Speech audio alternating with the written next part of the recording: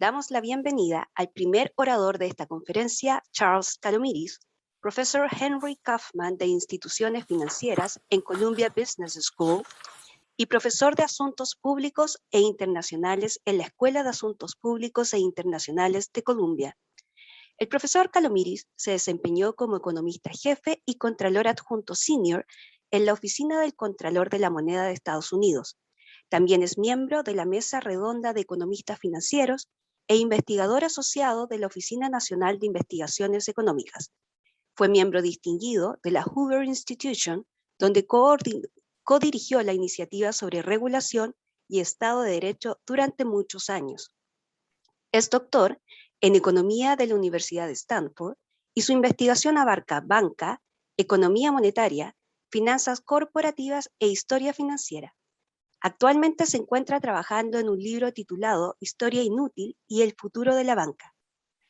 Hoy compartirá con nosotros sus reflexiones sobre How FinTech Will Transform Banking if Politics Permits It. Bienvenido, profesor Calomiris. Nuevamente, gracias por invitarme. Creo que la idea de mis comentarios breves va a ser para comenzar una discusión sobre cosas que permanecen muy inciertas, cosas que son conocidas y el nacimiento de la fintech, la lógica de economía, que yo creo que es muy interesante y voy a hablar un poco más de eso, pero aún estamos en una parte muy especulativa. Ahora, con respecto a nuestras economías financieras, también soy un historiador para poder entender cómo pensar a futuro sobre qué es lo que va a importar para este cambio y también algunas perspectivas sobre lo que ya se ha mencionado, mi rol como regulador, así como economista jefe de la OCC. Y también quiero enfatizar esto en mi libro, en que tratamos de entender los grandes cambios en la estructura del sistema bancario, especialmente cómo ha evolucionado en distintos países. No podemos ignorar la dimensión política, y yo creo que lo que he experimentado desde la OCC en Estados Unidos es que la dimensión política va a resultar siendo quizás más importante para decidir algunos de los aspectos clave sobre cómo esto va a evolucionar. Así que permítanme pasar directamente. Obviamente ofrezco la perspectiva de un economista, no de un financiero o ingeniero, así que no me considero un experto absoluto en blockchain, aunque entiendo un poco cómo funciona como concepto, como economista. Así que vamos a partir con lo no polémico. Los bancos han estado perdiendo negocio en contra de los fintech en cuanto a lo que son los créditos. Les voy a mostrar algunos gráficos en un momento, y algo que ha sido muy sorprendente es este cambio en la participación en el mercado en la última década, y se ha acelerado rápidamente en los últimos 5 o 6 años. Y esto, por supuesto, son ganancias de eficiencia que vienen desde las nuevas tecnologías. Y hay dos tipos, y quiero hablar un poco más de esto de esta forma, dividiéndolas en dos formas. El costo físico, ventajas, no tener sucursales donde las cuales hay que pagar, mientras que la capacidad tecnológica de conectarse con gente. También las ventajas de costo de información que nos permiten hacer cosas de nuevas formas, ya sea para los préstamos y para pagos. Y creo que una de estas nuevas ganancias de eficiencia vienen de estas categorías y son muy distintas. Uno refleja un hecho físico de la tecnología y otro es cómo la tecnología nos permite obtener nuevos aspectos de las transacciones económicas en nuevas formas. Hemos visto esto no tan solo para los préstamos, sino que también en pagos. Nuevos proveedores, también desde el lado del retail, pero creo que algo más fundamental, porque muchos de estos pagos retail están pasando por el mismo sistema wholesale del sistema bancario, pero lo más interesante es que estas nuevas tecnologías de redes de pago, especialmente blockchain, y la aplicación de monedas estables al blockchain han desarrollado una nueva red para transacciones de pago. Y voy a hablar en un poco más de detalle sobre los aspectos futurísticos que tienen para la eficiencia, para la inclusión, tener a más personas accediendo al sistema bancario, para seguridad y hacer que el sistema sea menos vulnerable a hackeos y a disrupciones debido a que está estructurado de la misma forma, y también para reducir un riesgo sistemático en las transacciones. Tenemos muchas ventajas con la fintech. Puedo tener una lista de ventajas potenciales, pero es muy larga. Aquí hay algunos gráficos simples en que podemos ver cómo se han visto los préstamos personales, cómo han bajado en Estados Unidos después del ajuste de los últimos 7 años, y pueden ver cómo ha subido para las fintechs, que pasaban desde casi cero hace 8 años a tener casi hacia el 2018, según los datos que tengo, y que llegan al 40% de participación del mercado. Así que esto nos da una sensación de cómo esto opera. Y por supuesto, esto refleja un modelo de préstamo distinto, para no necesariamente lo financia por medio del préstamo, pero yo diría que esto tiene que ver con el lado positivo del pago. Y esto nos da un poco más sobre el punto de vista de bancos contra las cooperativas, contra los fintech, y podemos ver este gran crecimiento de los préstamos en fintech, y hemos experimentado esta baja, pero también son las otras tradicionales, y claramente esto nos dice que hay algo en la tecnología nueva, no tan solo la identidad particular de los bancos, sino que otros tipos de intermediadores. Lo interesante, la cosa interesante, que ha sido un cambio de la historia de la banca, es el desgrupamiento, unbundling. Cuando pensamos en la historia reciente de la banca, en los 80s y 90s, veíamos más énfasis en el agrupamiento o bundling, en lo que los bancos ya estaban involucrados en los Estados Unidos, por ejemplo, en préstamos y pagos para distintos aseguradores, y también gestión de activos fijos. Pero ahora incluso el desagrupamiento de las actividades tradicionales, núcleo de la banca, es el préstamo y los depósitos. En otras palabras, si miramos a los proveedores de fintech, se especializan ya sea por el lado del pago o del aspecto de préstamos, y típicamente no en ambas.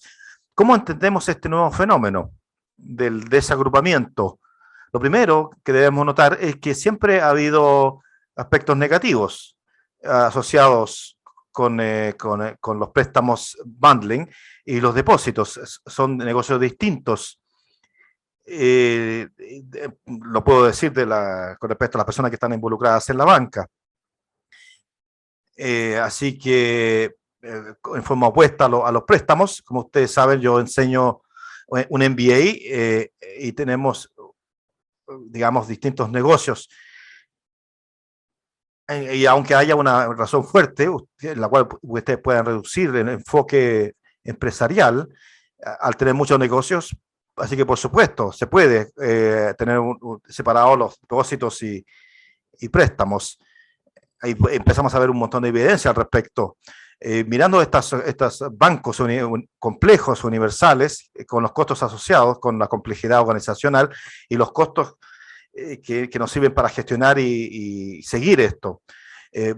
Hay subsidiarias múltiples que están multiplicadas a menudo por los costos asociados con la complejidad, y no solamente me refiero a gastos de capital o de gastos en general, porque si ustedes tienen distintas líneas de negocios, a veces los gerentes tienen incentivos internamente para apoyar a los perdedores y para no ubicar el capital en vez de ser suficientemente fuertes al respecto, o para el segmento de poco rendimiento. Y lo que enseñamos en los MBAs, por supuesto, les enseñamos acerca de este enfoque, que si no necesitas agrupar las cosas, no las hagas, y lo que digo es lo que se ha dicho durante 2000 años. Ustedes pueden decir que en los últimos 500 años de la banca moderna hemos estado agrupando los préstamos y depósitos y encontrar una forma alternativa para financiar préstamos, y algunos de ellos son particularmente de las sinergias positivas que surgen de combinar la fuente de los préstamos, y una de ellas es dividirlos en dos. Y hay una historia que dice que si vas a estar en el negocio de los préstamos, puede ser útil tener la información privada con respecto a la creación del préstamo con una fuente altamente alta, digamos, como forma de disciplina del antiguo prestamista, que es el banquero. Hay otra historia también que se refiere a los 90s, que al observar los pagos, como sucedían en las cuentas corrientes, podía ser útil para un banquero desde el punto de vista del proceso de información. Todo lo que tienen en común estas historias es que todas las sinergias del bundling y de los préstamos y depósitos viene de la información económica. Yo creo que es un punto clave que reconocer que lo que ha sucedido con los cambios tecnológicos en el fintech es básicamente disminuir los costos de la información y los costos físicos, y además hacer una conexión con la información de depósito o la disciplina de depósito que sean mucho menos importantes, y tener confianza en la información asociada con el préstamo. Así que la intermediación de préstamo, yo creo que esto es clave, es hacer la intermediación del préstamo bajo las nuevas tecnologías, que no se necesite hacer este bundling o agrupamiento con depósitos. Y creo que es un punto importante. Déjenme darles un par de ejemplos de cómo el progreso ha hecho posible la tecnología de la información y el préstamo de distintos aspectos de distintos mercados. Hay una empresa que surge de Inglaterra llamada Oak North. Es una empresa pequeña y mediana que presta a pymes, y ellos obtuvieron esto de miles de fuentes de información de la internet para llegar a estas pymes. Y la forma de anticipar los problemas era en realidad hacer un rastreo en una forma destacable y predictiva acerca de toda la información acerca del prestamista o de la empresa que solicita el préstamo, para ser capaz de anticipar los problemas. Y la forma en que lo hacían es que los Estados Unidos hace unos pocos años, a propósito, como un prestamista inicial, y compartir esta información en una plataforma. Como yo lo entiendo, tenía 0 empresas pymes en Inglaterra, lo cual es una historia destacable, y la razón era que podían ver problemas antes que se desarrollaran y negociaban en realidad en forma proactiva para anticiparse a los problemas antes de que causaran deudas de dichos préstamos. Cuando nos alejamos de los negocios y le prestamos al consumidor, vemos un grupo de transacciones distintas y reducciones de costos físicos. Lo importante es que particularmente que hay para préstamos de pocos dólares o transferencias, a menudo el costo puede ser especialmente grande, especialmente si está asociado a costos fijos, con formas de transferencias tradicionales o formas de préstamos tradicionales. Si es un préstamo de pocos dólares, small dollar, esto significa que el costo implicado total puede ser una tasa de interés que puede ser alta debido al costo de la transacción. Los costos asociados fijos con ejecutar solamente esta transacción No voy a hablar de esto en detalle, pero en el área del consumidor, las mejoras en ser capaces de identificar atributos de los consumidores y ser también capaz de alcanzar a los consumidores de una forma efectiva en costo para estos préstamos de pocos dólares, ha facilitado y ha tenido un efecto revolucionario en la inclusión financiera, lo cual significa que cerca de un 20% del mercado de Estados Unidos es lo que llamamos no bancarizado, y esas personas están particularmente o son particularmente un objetivo para la fintech, más que en su participación en el sector tradicional. Así que fintech ofrece en esta área algo muy distinto. Lo que significa, por supuesto, esto es que estas tecnologías de préstamos han encontrado la forma de llegar, y nuevamente el acceso a los mercados de securities ha significado que es algo que se ha desarrollado durante décadas mediante tecnologías para acceder a los fondos seguros. Así que tenemos nuevas formas de financiar estas actividades de unbundling, explotando esta nueva información y reduciendo costos físicos con estas tecnologías. Así que esto es un cambio muy grande. Yo creo que es fundamental esta tecnología y creo que lo está demostrando. Los efectos son muy grandes, pero la pregunta es, tanto como parece ser una ventaja, debería permitírsele continuar porque la banca puede detenerse.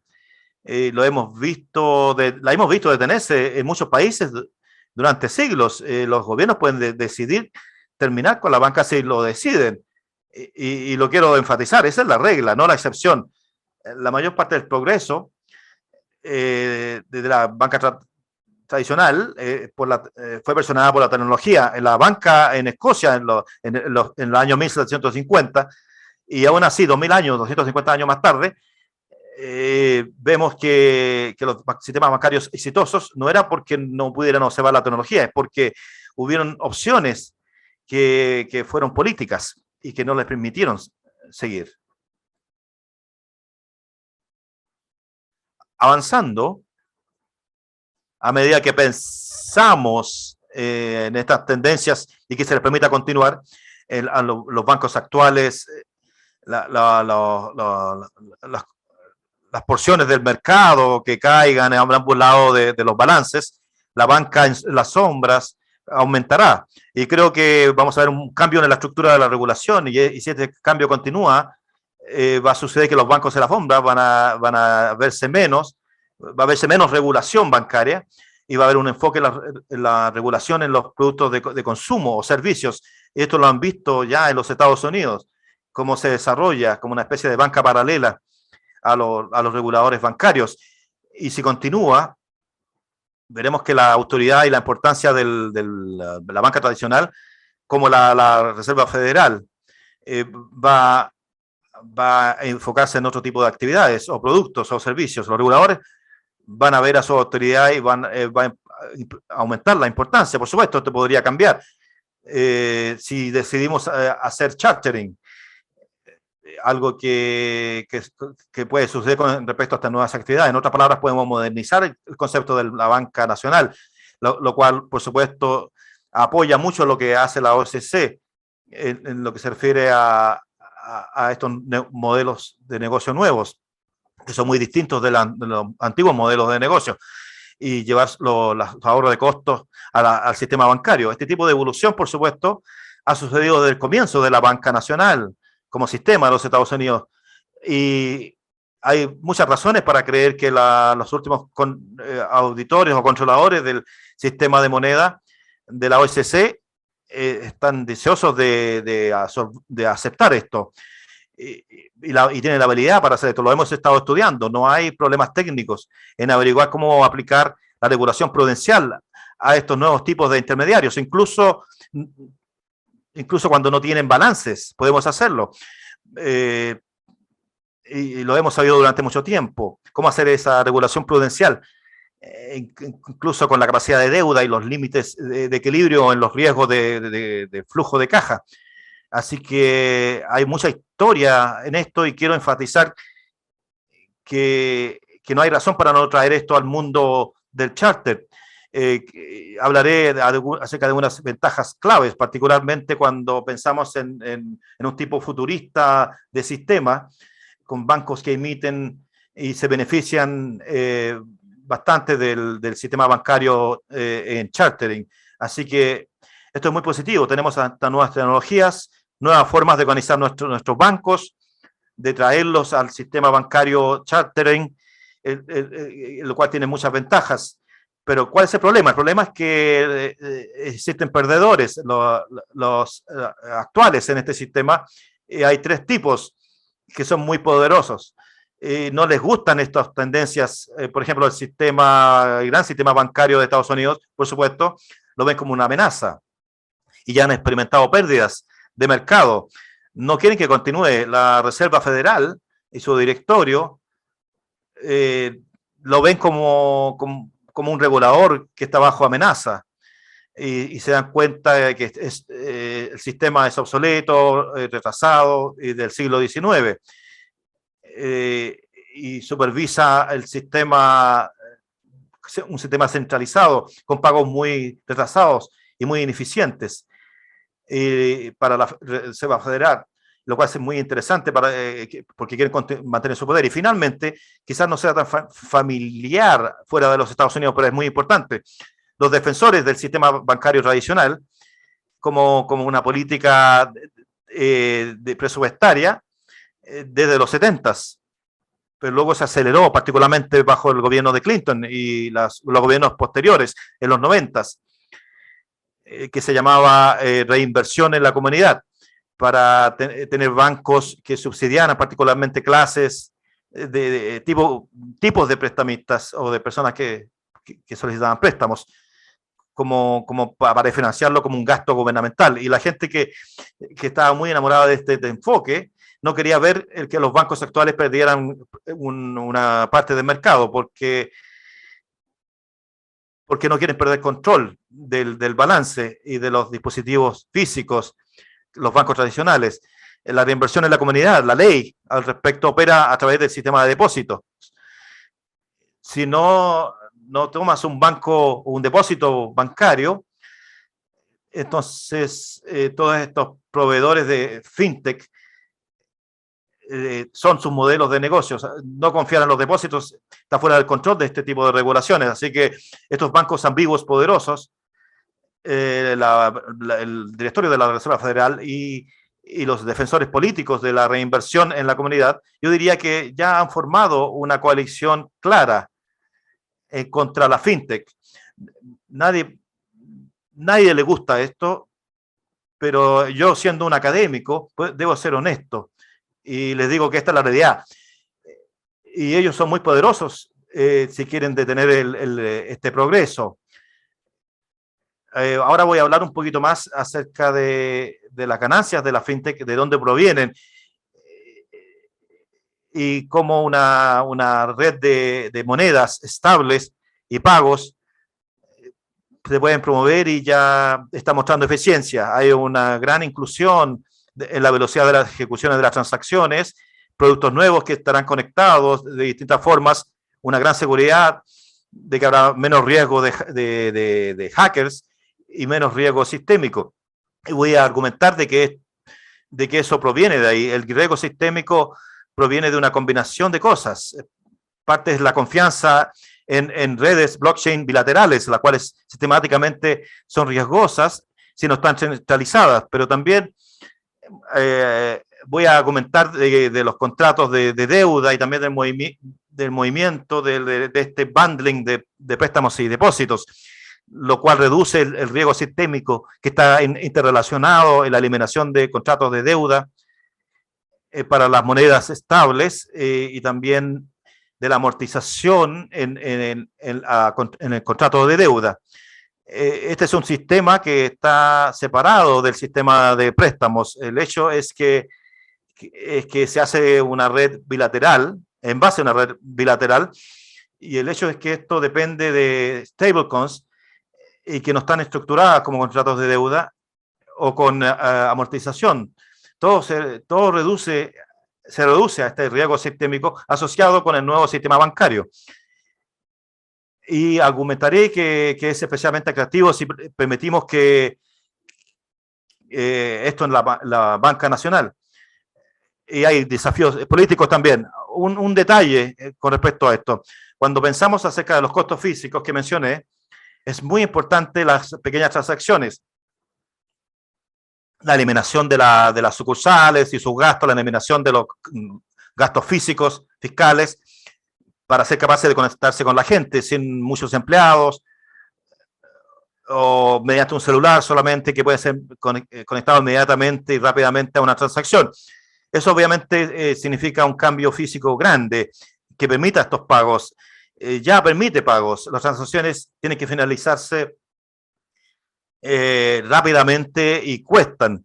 Y tienen que hacerse casi a la velocidad de la luz. Así que tenemos que pensar en un sistema de pagos que no tenga más de estas demoras operativas a través de estos 3 días o que tome 3 días obtener créditos y débitos en un sistema basado en depósitos del cual estamos hablando que funciona a través de blockchain o redes de blockchain a la velocidad de la luz.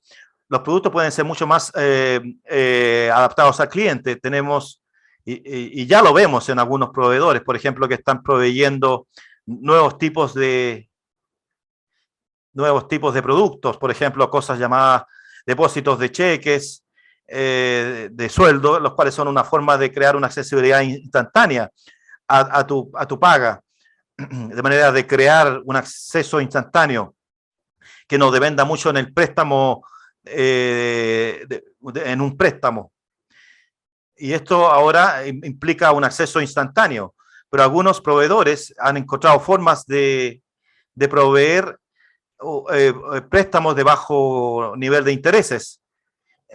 Incluso personas que no tienen, digamos, puntaje fisco, y ya hablaré de eso más adelante. Estamos viendo que hay una provisión de préstamos a corto plazo para las personas que no tienen los costos altos de honorarios y costos fijos. Es mucho más barato. El costo de información de esto, los riesgos, es que una empresa use esta información nueva en forma constante, la cual puede accederse a través de la Internet y que puede estar disponible en la Internet. También información con respecto al pago de la renta, el pago de tus cuentas. La riqueza de estas nuevas formas de información es que puede entregar un crédito a un costo muy, muy bajo. Y inmediatamente esto es bastante impresionante. También FinTech está reduciendo las barreras de idiomas, particularmente en los Estados Unidos, y están encontrando formas de promover la confianza de los clientes que se sienten incómodos al trabajar con los bancos. Algunos proveedores de FinTech están proveyendo créditos hipotecarios, por ejemplo. Y esto es especialmente relevante no solamente para la eficiencia general, sino para expandir este mercado a gente que no lo había tenido antes. Este riesgo sistémico se reduce y tiene que ver con el balance. Hay un choque, lo cual puede causar que ambos lados del balance estén conectados, o similarmente me puedo imaginar algún tipo de disrupción por el lado del prestamista, que podría llevar a pérdidas en los depósitos o podría crear corridas bancarias. Y por supuesto, hemos visto que esto es muy relevante como consideración. Si tenemos este bundling, básicamente te deshaces de este tipo de riesgos sistémicos. Y mencioné que estas redes blockchain pueden tener ventajas de seguridad. Y luego tienes un estudio que salió de Nueva York recientemente que apuntaba a que el hackeo de una red centralizada puede crear una gran disrupción en la red blockchain basada en transacciones bilaterales, no solamente porque está basada en una red centralizada. Y nuevamente no hay ese mismo tipo de contagio de hackeo. Estás en una red centralizada. Y también obtienes ganancias de la alta velocidad con la cual alcanzas a hacer esto y de distintos productos que puedes agregar al blockchain. Así que, por ejemplo, además de ejecutar el pago, yo quiero comunicarte algo acerca de mí mismo, como por ejemplo que tengo 21 años de edad y te envío mi pago o mis datos de pago como parte de la comunicación, y pueden ser parte de una transacción con impuestos. Estas son las cosas que no puedo hacer de los pagos tradicionales, y ese concepto está siendo utilizado por algunos proveedores. La anonimato selectivo, esa es la habilidad de decidir qué revelar, qué cosas revelar a la persona que está ejecutando los pagos, que sea útil como parte de la transacción. Así que los nuevos proveedores de pagos están operando a través de blockchain y van a tener honorarios y van a obtener ganancias que provienen de estos pagos relacionados con estos servicios. Así que estas son algunas de las ganancias que estamos visto que ya están alineadas. Ahora quiero profundizar un poquito más con respecto a las stablecoins que están operando como la banca en las sombras y que evolucionaron de sistema familiar, un modelo preexistente, el cual esencialmente es el mercado del dinero con fondos mutuos y ofrecen amortización por demanda de sus monedas. Y no siempre ofrecen una contabilidad creíble o son exactas en el manejo de los negocios, pero las stablecoins que operan en el mercado de dinero lo hacen basados en fondos mutuos.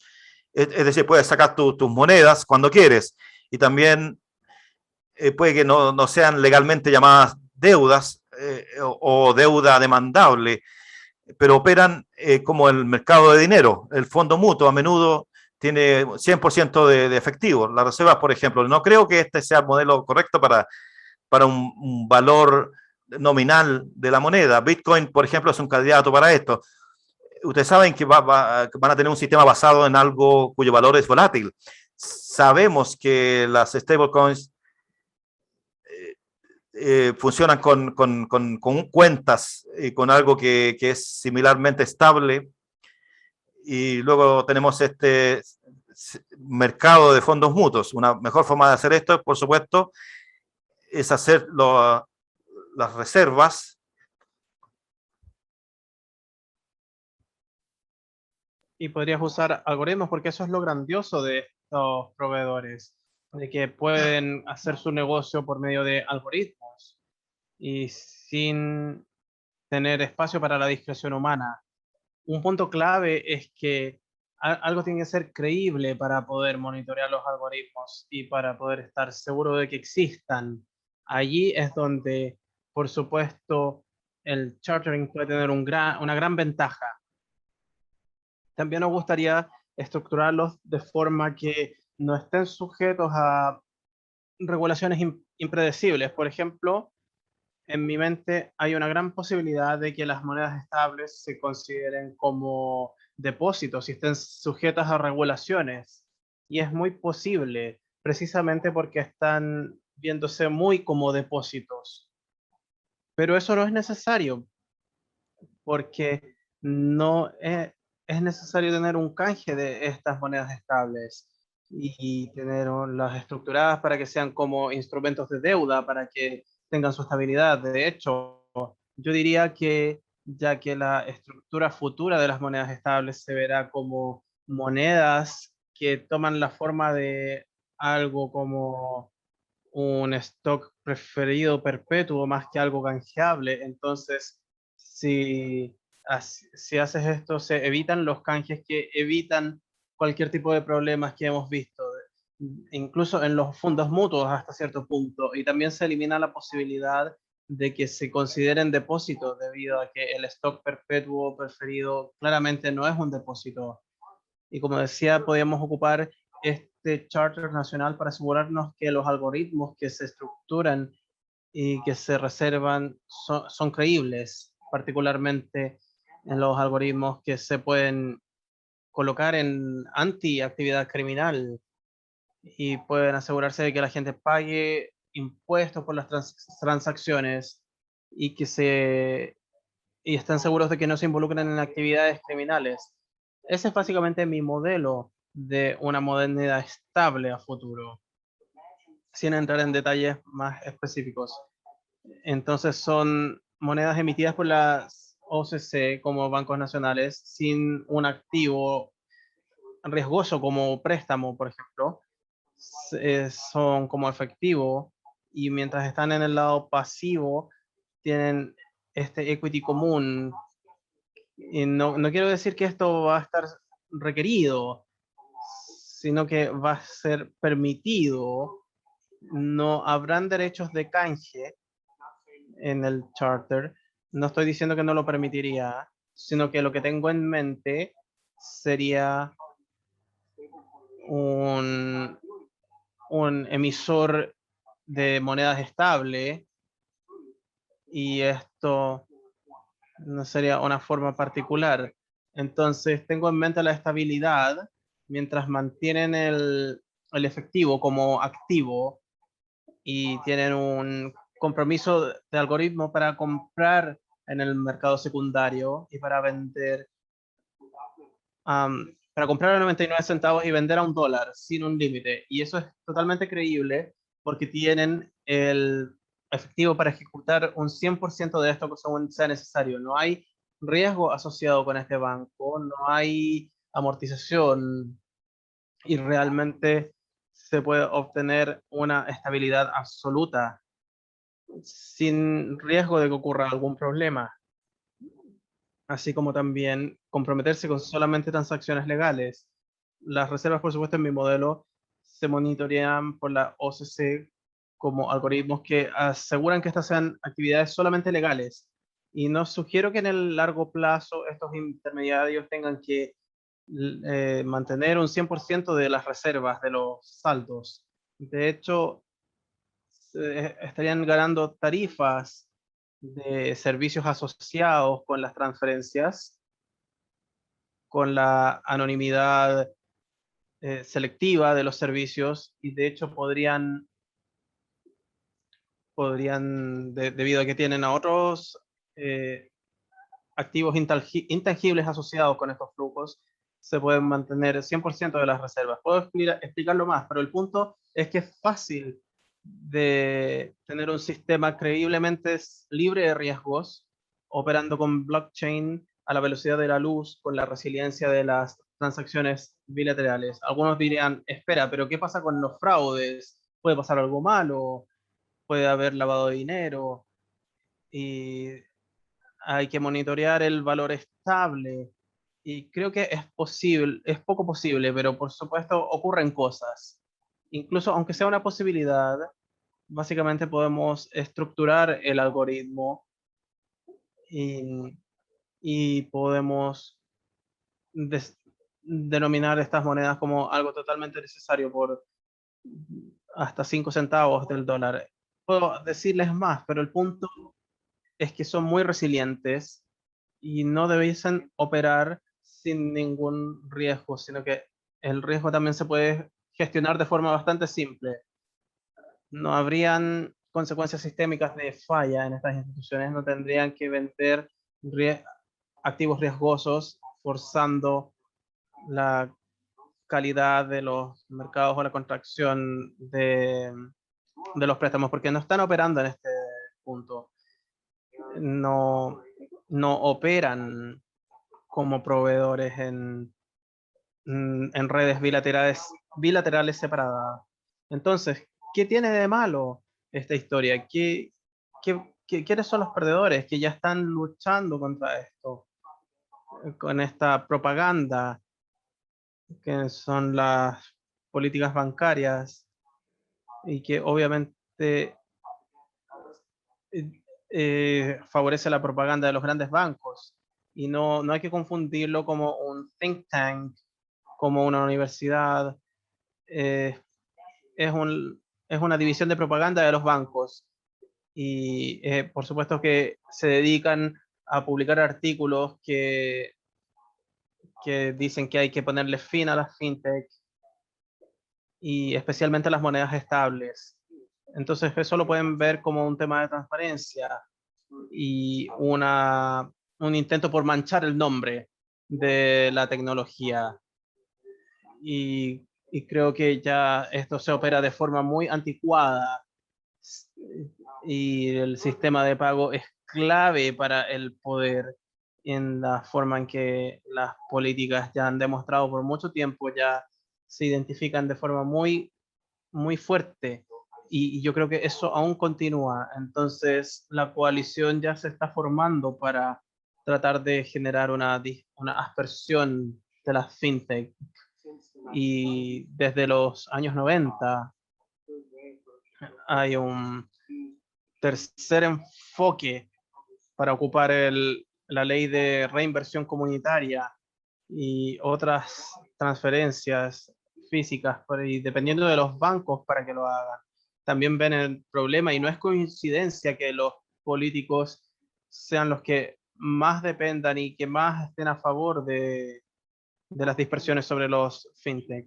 Voy a hacer algunas predicciones y les voy a dar algunos consejos, pero creo que los grupos que están trabajando con las monedas estables serán muy riesgosos y tratarán de pensar en formas de evitar el desarrollo y quizás incluso desarrollar mejores modelos de negocio de lo que estaba hablando, basado en la amortización y la deuda de instrumentos. Yo creo que los reguladores comenzarán a pensar en formas de llevar estas monedas a depósitos porque así las podrán regular y incluso así podrán evitar su existencia.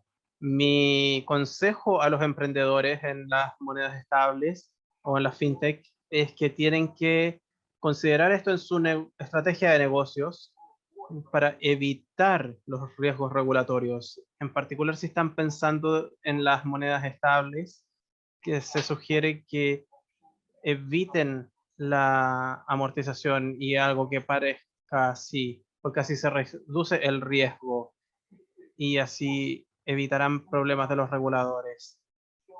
Pensando en Chile y en otros países, me gustaría enfatizar algunas cosas. Primero, hay que promover la fintech. No es una panacea a todo el subdesarrollo del sector financiero, no va a arreglar todos los problemas si estos no se arreglan, pero permitirá el, el acceso a la banca hasta cierto punto si estos préstamos son posibles bajo la forma de revolucionar los sistemas de pago y así también para hacer transferencias entre países. Eso sería algo revolucionario para reducir los costos de estas transferencias. Y quiero enfatizar que se puede hacer de cierta forma en que el fraude, el lavado de dinero y otros tipos de actividades, porque hay un potencial para entrar a los charters de otros países para tener otros tipos de fintech y transferencias que puedan solucionar el problema de las actividades criminales. Y también como parte de mis consejos, enfatizar, veo mucha gente que pone mucha atención a los creadores de políticas en Estados Unidos. Y este es un caso en que hay que tener mucho cuidado con lo que dicen, especialmente si están hablando de la Reserva Federal u otros reguladores bancarios, que creo que estos días tienen un interés oculto en evitar el progreso.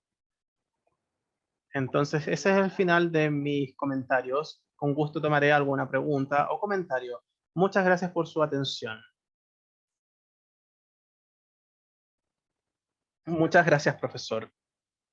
Tenemos una pregunta de uno de nuestros comisionados con respecto a las monedas estables. Dos preguntas. El uso generalizado de una moneda estable, no como una fuente de riesgo sistémico, se ve como una realización de riesgos operacionales con estas monedas centrales. and hence the economy? Y por lo tanto la economía. ¿Ven que las monedas digitales del Banco Central como una alternativa a las monedas estables? Déjenme contestar en reversa. No, no creo que la moneda digital del Banco Central sea parte de las políticas de la historia. El banco quiere tratar de fingir que hay una alternativa, pero no, por ciertas razones. Primero que nada, opera por los mismos tipos de estructuras centralizadas y lo maneja el Banco Central. No compite con estos distintos productores. Y segundo, veo esto como un caballo troyano, como una forma de crear dinero digital y que luego se puede usar para cobrar tasas de interés negativa como impuesto. Y si ya tienen un monopolio sobre el dólar, y si los dejamos que dejen de usar papel y pasar a algo digital, entonces no nos serviría de nada tener impuestos haciendo esto y no lo sustituye de ninguna manera. De hecho, es el enemigo del progreso, como yo lo veo. Y volviendo a la primera parte, yo creo que naturalmente esta va a ser una industria muy competitiva con los pagos bilaterales. Son algo que se puede hacer en una escala más pequeña. Y si estaba hablando con alguien que no mencionaré, que decía que esto se iba a poder unir con otros proveedores que operan en el espacio digital, que hemos hablado del plan Libra y otros. Mi visión es que esto va a estar muy descentralizado porque distintos proveedores pensarán en nuevos productos y servicios pensando en distintas personas y habrá una forma de hacer cambios entre las monedas. Así que puede ser, ya veo que se está haciendo un rol de centralizar estas monedas y yo creo que Tether es un modelo que se servirá mucho y para descentralizar esto, pero aunque se volviera muy centralizado, en la medida que la moneda centralizada esté operando en el modelo que describí, casi no tiene riesgo. De hecho, no tendría riesgos. No veo un riesgo sistémico que venga de esto. Entonces, tenemos que pensar profundamente en la economía y sobre cómo diseñar esto para que sea robusto y evitar la amortización y características de deuda, que parece algo casi imposible de imaginar. Y yo creo que obviamente la forma en que hay que hacerlo. Muchas gracias por eso. Ya nos estamos quedando sin tiempo. Tengo dos preguntas más que nos gustaría que responda. Primero que nada, ¿puede la inteligencia artificial y el uso de la información de la fintech crear más segmentación en el mercado entre usuarios? ¿Puede esto evitar la competencia a futuro debido a los datos que mantienen las empresas? Esa es una pregunta interesante. Y algunas de las personas que veo en algunos de los modelos de negocios, ellos dicen que tienen algunos procesos propietarios y he mencionado, por supuesto, en el norte del Reino Unido y una vez que tienes los costos fijos de acceso a datos, entonces hay una entrada de esto para arrepentirse.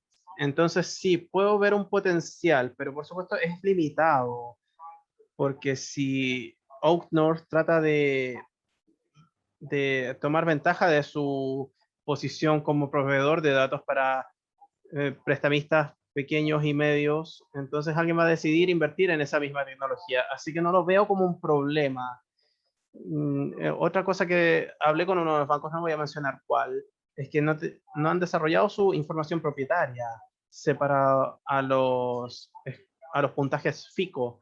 Y yo diría que eso no me indica que el mercado crea que tengan un monopolio propietario asociado con eso.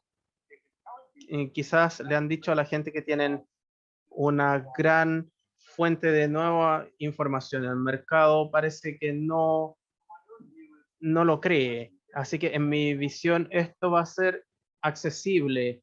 La gente va a tener ventajas de vez en cuando, pero hay un gran espacio para la competencia.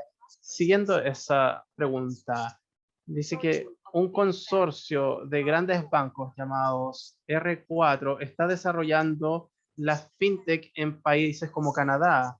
Lo ven como una forma de simplificar los derivados, como la transacción y los pagos. Hay una iteración entre esto, los bancos y opuestos a la fintech. Bueno, eso es interesante. Yo tengo un curso en que enseño cómo los bancos incumbentes están ocupando las fintech. No estoy en desacuerdo.